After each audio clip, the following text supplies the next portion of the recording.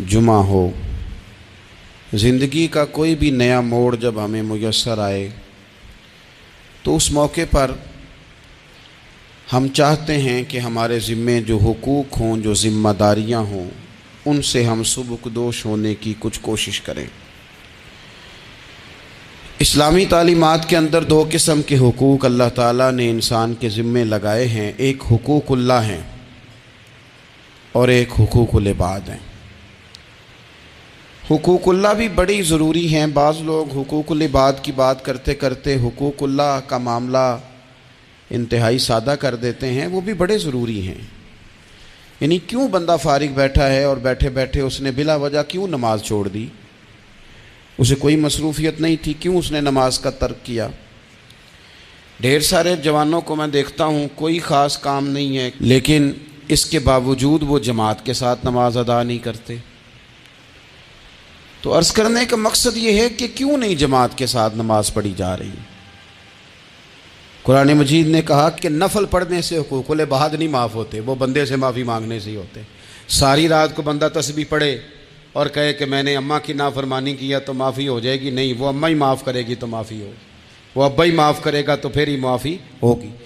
तो जो जहाँ शरीयत की मुखालफत की है वहाँ भी माफ़ी मांगें, अल्लाह के हुजूर गिड़गिड़ाएँ, तौबा करें और तौबा बदल जाने वाली करें, तब्दील हो जाने वाली तौबा करें। माफ़ी मांग भी ले, माफ़ी दे भी दें। और आपसे ये भी गुजारिश करूँगा कि जहाँ अल्लाह रसूल की हमसे नाफरमानी हुई है वहाँ तन्हाई में 2 नफल पढ़ के तन्हाई में अल्लाह ताला से भी माफ़ी के खास्तगार हों। याद रखें, जब उसकी खुफिया तदबीर आ गई तो फिर माफ़ी का वक्त हो सकता है खुदा न करे हमें न मिल सके, तो अब वक्त है, खूब इस्तिग़फ़ार करें, खूब माफ़ी मांगें। पर कभी ये नौबत नहीं आती कि उन्हें खुद से बताना पड़े कि मैं बड़ा नेक हूँ, मैं नमाजी हूँ, मैं इबादत गुजार हूँ, मैं सखी हूँ। खुद उन्हें इजहार करना पड़े। देखिए, अगर आपके अंदर कोई खैर पाई जा रही है तो उसका अजर बंदों से तो लेना नहीं, अजर तो अल्लाह की बारगाह से हासिल करना है। तो फिर बजाय इसके कि इंसान अपनी नेकियां गिननी शुरू करे, इंसान अपनी खूबियों पर इतराना शुरू करे, इंसान अपने खैर के काम बताना शुरू करे, क्या ये अच्छा नहीं कि वो कबूलियत की दुआ करे? क्या ये बेहतर नहीं कि वो अर्ज करे, मालिक जो मैंने तेरी बारगाह में नजराना पेश किया है तो इसे कबूल ही फरमा? बजाय इसके कि वो तकब्बुर में आए, उसे अल्लाह ताला की खुफिया तदबीर से डरना चाहिए। अल्लाह ताला ने कुरान मजीद में इंसान की इस नफ्सियात का जिक्र किया है और लोगों के इस बात को अल्लाह ताला ने सूरह नजम के अंदर इस तरह बयान किया है। फरमाया, फला तुज़क्कू अनफुसकुम, अपने आप को सुथरा न बताओ, अपनी पाकीज़गी का खुद बयान न करो। फरमाया, हुवा अअलमु बिमनित्तका, अल्लाह बेहतर जानता है परहेजगारों को, उसे परहेजगारों की ज्यादा खबर है। तुम ना बताओ कि जब से बड़ा हुआ हूं नमाज नहीं छोड़ी, तुम ना बताओ कि मैं बहन भाइयों को मैंने ही पाला है, तुम ना जिक्र करो कि फलाने को रोटी मैंने खिलाई, तुम ये बात ना करो कि फला आदमी के साथ मैंने नेकी की थी। हुआ अअलमु बिमनित्तका, अल्लाह को बेहतर पता है मुत्तकी कौन है। ये चीजें अजर वाली हैं, ये अल्लाह पे छोड़ दो। तुम अपनी जुबान से जिक्र ना करो वरना उजब में मुब्तला हो जाओ, वरना तुम ऐसी आफत में आ जाओगे जो तुम्हें कमजोर कर देगी। हमारे यहाँ तेजी से लोगों के अंदर उजब आया है, खुद पसंदी आई है। लोग 2, 4, 5 दफा अपने आप को अच्छा कहते हैं, दूसरों के साथ तकाबुल करते हैं, फिर वो इसको तय कर लेते हैं कि मैं वाकई दूसरों से अच्छा हूं, मेरे अंदर वाकई कुछ खूबियां ज्यादा पाई जाती हैं, मुझे वाकई फलां बुजुर्ग बड़ा प्यार करने लग गया, मेरा वाकई नाम ज्यादा हो गया है। और ना मेरे भाई, रब के बंदों की तो शान ये है कि राती सारी कर कर जारी, वो नींद अखां थी धोंदे, फजरे ओही गुनाहगार का आवन, तो वो सब तो नीवे होंदे। अल्लाह के बंदे का तो ये काम है कि आजिज़ी, इनके सारी इज्ज, वो कबूलियत की दुआ करे। کسی عجب میں مبتلا نہ ہو، کسی خود پسندی کا شکار نہ ہو۔ حضرت سیدہ عائشہ صدیقہ رضی اللہ تعالیٰ عنہ قربان جائیں ہماری اماں کے، کیا انداز تربیت ہے اور کیا اللہ نے انہیں معرفت کا نور عطا فرمایا ہے۔ کسی نے پوچھ لیا اماں جی گناہگار کون ہوتا ہے؟ خاموشی چھا گئی۔ سیدہ طیبہ طاہرہ حکمت کے موتی بکھیرنے لگی، اماں جی گناہگار کون ہوتا ہے؟ تو فرمانے لگی وہی تو گناہگار ہوتا ہے جو اپنے آپ کو نیکوکار سمجھتا ہے۔ جس نے طے کر لیا نا میں نیک آدمی پرہیزگار آدمی ہوں، میں بڑا اچھا ہوں، نمازی ہوں، حاجی ہوں، صوفی ہوں، درویش ہوں، حلال کماتا ہوں، یہ جس نے گمان کر لیا نا کہ میں ہی تو ہوں پگڑی کے نیچے چھپا ہوا، میں تو ہوں جس کے چہرے پر داڑھی آئی ہے تو نورانیت بڑھ گئی ہے، میں ہی تو ہوں جو وقت پر مسجد آیا تھا، میں ہی تو ہوں جس نے آگے بڑھ کے سب سے پہلے خیر کا کام کیا۔ فرمایا جس نے کہا نا میں نیک ہوں وہی تو ہے جس نے گناہگاری کو قبول کر لیا ہے۔ تو میرے بھائی کبھی بھی کسی بھی مقام پر خود پسندی کا شکار نہ ہو، خود پسندی کا۔ ایک تو اپنی رائے کو کبھی آخری رائے نہ سمجھیں۔ میں اکثر دوستوں سے کہتا ہوں وہ جی میں نے کہا تھا تو میری مانی نہیں گئی، تو میں نے کہا ہم نے تو آپ سے مشورہ مانگا تھا، ہمیں پتہ ہی نہیں تھا آپ حکم دے رہے ہیں۔ تو مشورے کی بات ہو رہی تھی، یہ تو پتہ ہی نہیں تھا کہ جناب جو ہیں وہ کہتے مستند ہے میرا فرمایا ہوا، مشورہ دیں۔ رائے قبول بھی کی جا سکتی ہے آپ کی اور رائے رد بھی کی جا سکتی ہے۔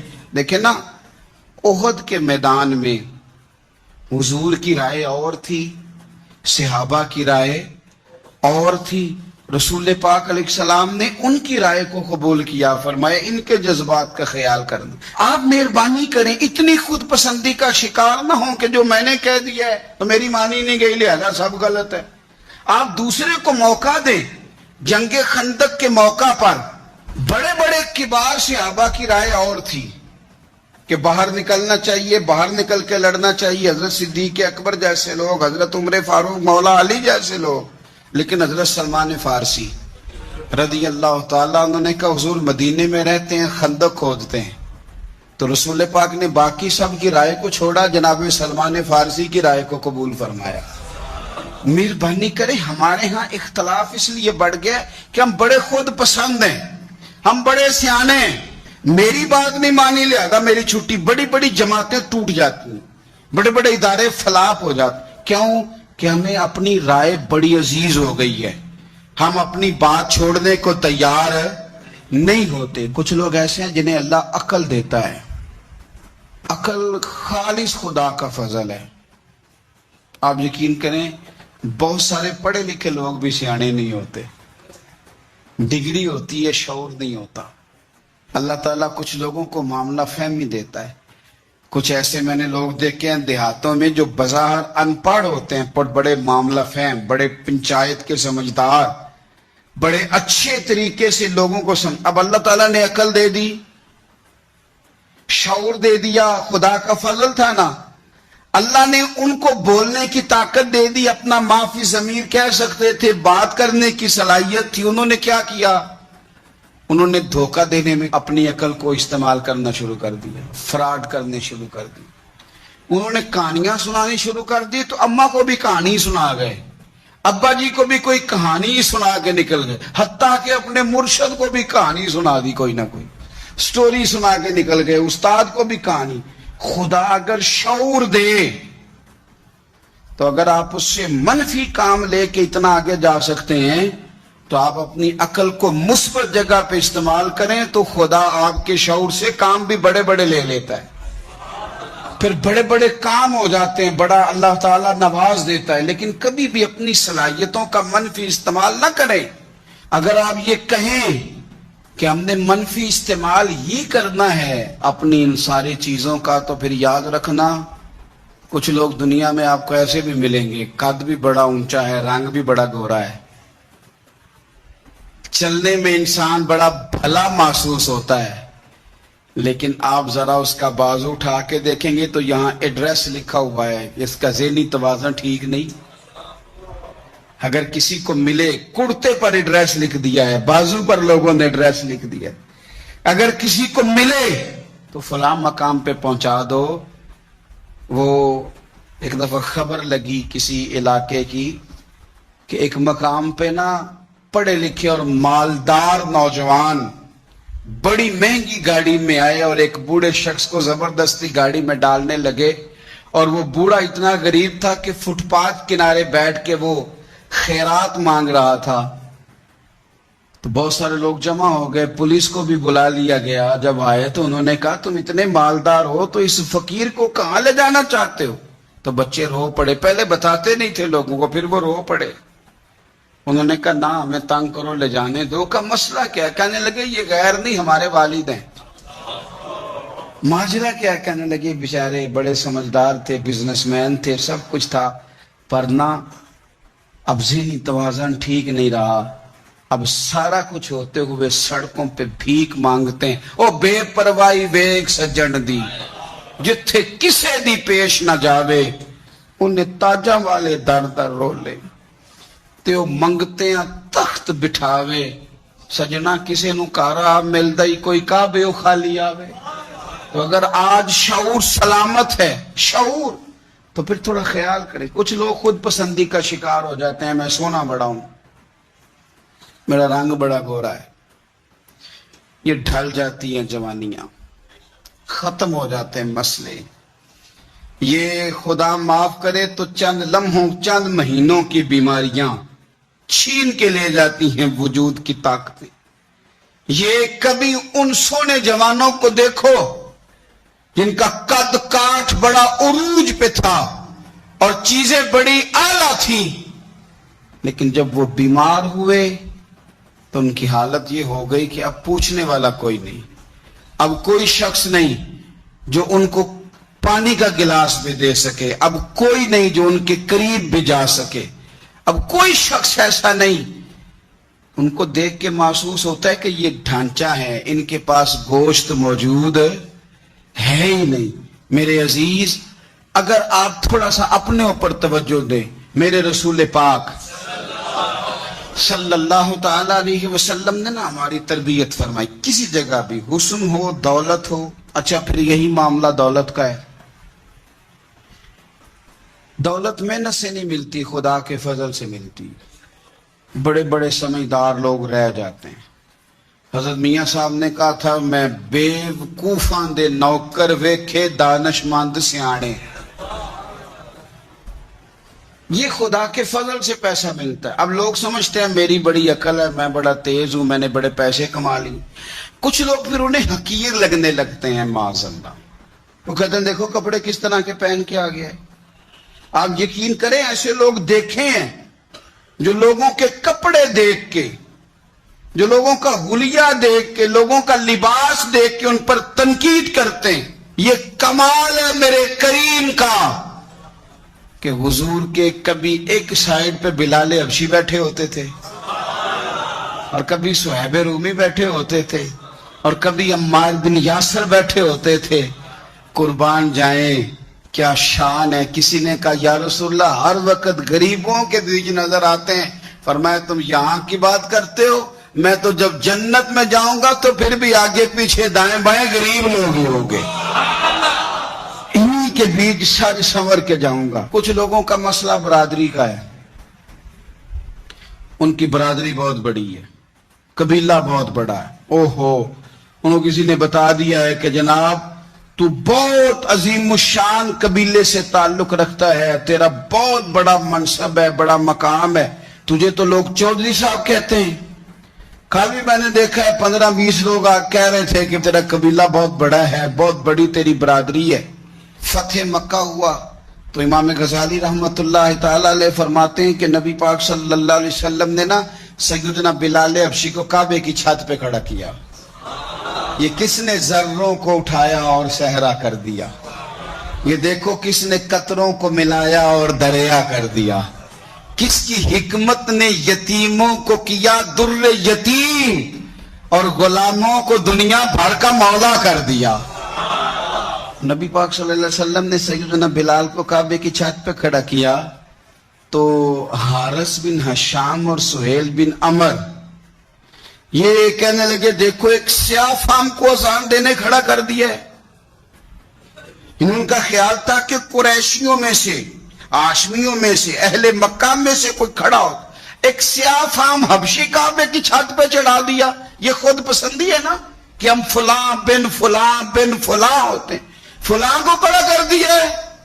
اللہ تعالیٰ نے آیت نازل کر دی، فرمائے ان اکرمکم عند اللہ اتقاکم، فرمایا اللہ کی نظر میں معزز وہ ہے جو زیادہ پرہیزگار ہے، جو تقوی میں زیادہ ہے۔ میرے نبی پاک صلی اللہ تعالی علیہ وسلم سے پوچھا تھا صحابہ نے، یا رسول اللہ صلی اللہ تعالی علیہ وسلم لوگوں میں معزز کون ہوتا ہے؟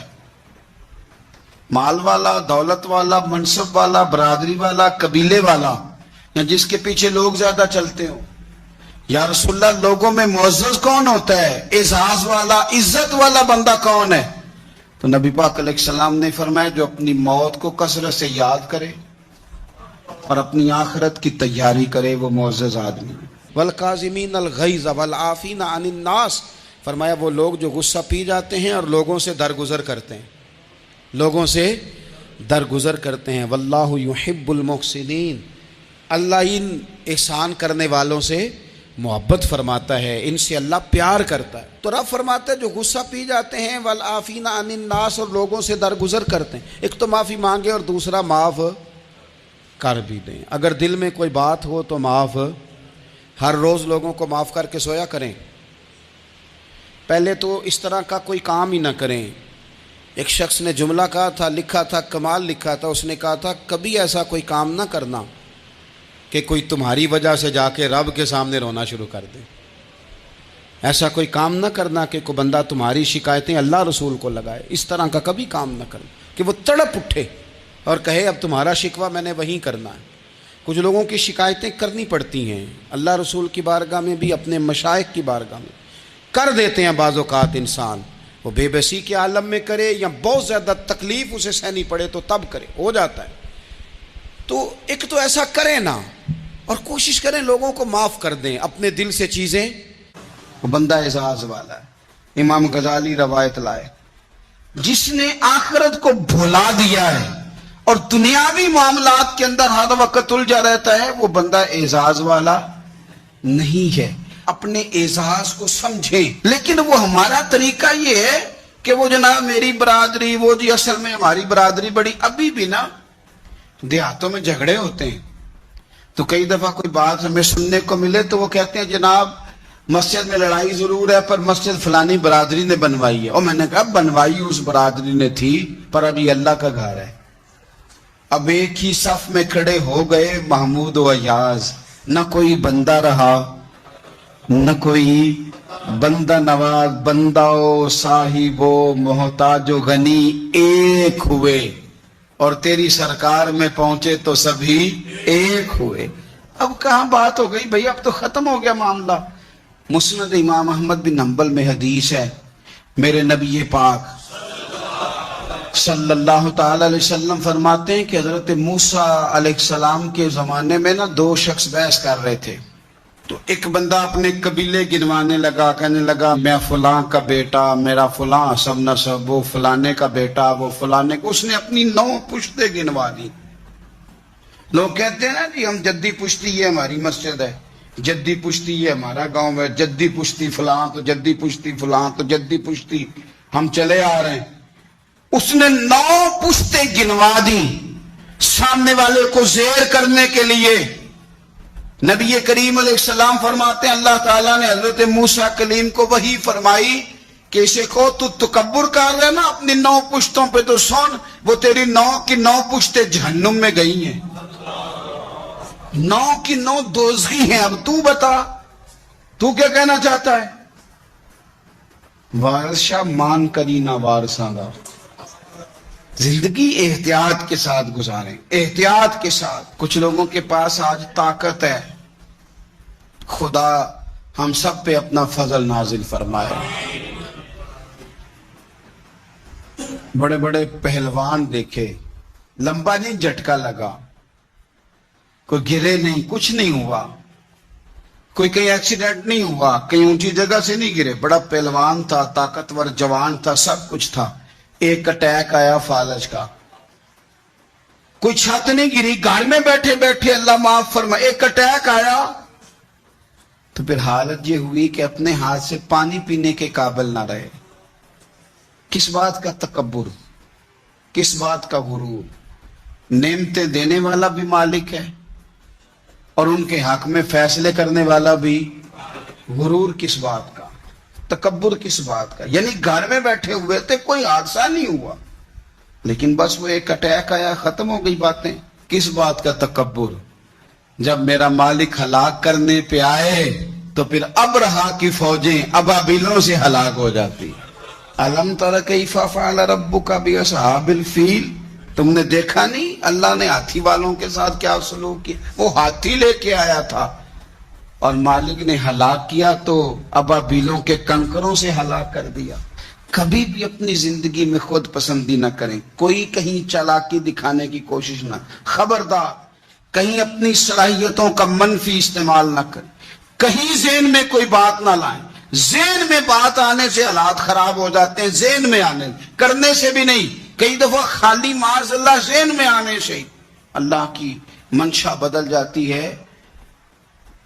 بادشاہ, گرمی کا موسم تھا تو عارف رومی کہتے ہیں وہ سخت گرمی لگی تو ایک باغ میں گھس گیا, پانی پیا تو مالی سے کہنے لگا, باغ کا مالی اللہ کا نیک بندہ تھا, اسے کہنے لگا کوئی کھلاؤ یار.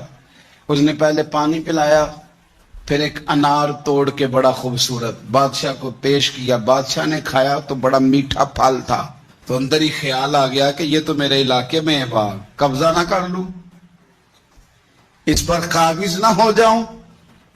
یہ کہتے ہی اس نے جب دوبارہ مطالبہ کیا نا, اندر بات ہے, کہنے لگا ایک اور لانا انار. وہ توڑ کے لایا, درویش آدمی تو جب دیا اس کو تو کڑوا نکلا.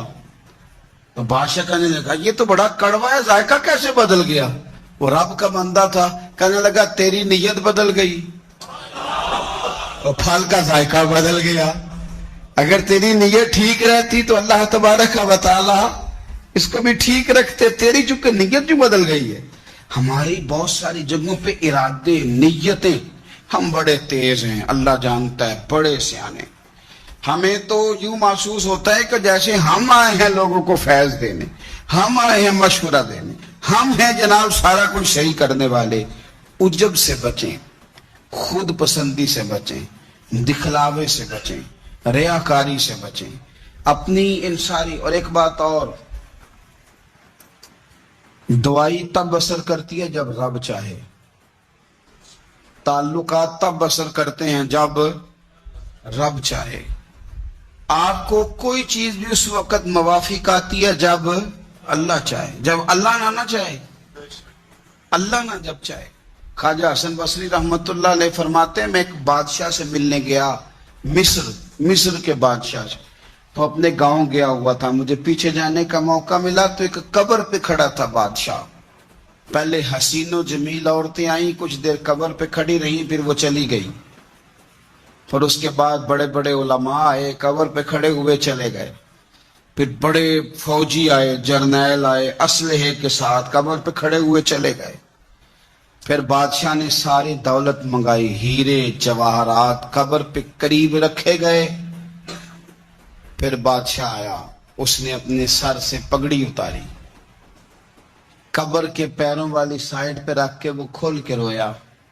پھر دور ایک کونے میں ہٹ کے سجدے میں گرا. حضرت حسن بصری رحمت اللہ علیہ فرماتے ہیں میں نے کہا یہ ماجرا کیا ہے؟ تو کہا بادشاہ کا ایک ہی بیٹا تھا, بیمار ہو گیا, دنیا کے مہنگے مہنگے طبیب بلائے, ٹھیک نہ ہو سکا. بادشاہ ہر سال اس قبر پہ آتا ہے, عورتیں بھی آتی ہیں تو کہتا ہے پتر اگر سارا حسن دیکھ کے تجھے بچایا جا سکتا تو میں تجھے بچا لیتا. پھر علماء آتے ہیں تو بادشاہ کہتا ہے پتر اگر سارا علم لگا کے تجھے بچایا جا سکتا تو میں تجھے بچا لیتا. پھر سارے فوجی آتے ہیں تو بادشاہ کہتا ہے پتر اگر ساری طاقت لڑا کے بچایا جا سکتا تو میں تجھے بچا لیتا. پر ہیرے جواہرات رکھ کے کہتا ہے پتر میں ساری دولت قربان کر دیتا پر تجھے جانے نہ دیتا. پھر وہ سر سے تاج اتار کے قبر پہ رکھ کے کہتا پتر میں بادشاہ ہوں, میں حکومت کی پرواہ نہ کرتا, مانگ کے روٹی کھا لیتا, لیکن حکومت دے کے تجھے بچایا جا سکتا تو میں تجھے. پھر رو کے کہتا ہے وہ غالب حکمت والا ہے جو تجھے لے گیا, اس کی حکمت ہی غالب آتی ہے, اسی کا غلبہ ہے, وہی قدرت والا ہے, وہی طاقت والا ہے. کوئی اس کے دربار میں اس کے اذن کے بغیر دم مارنے کی جرت نہیں رکھتا.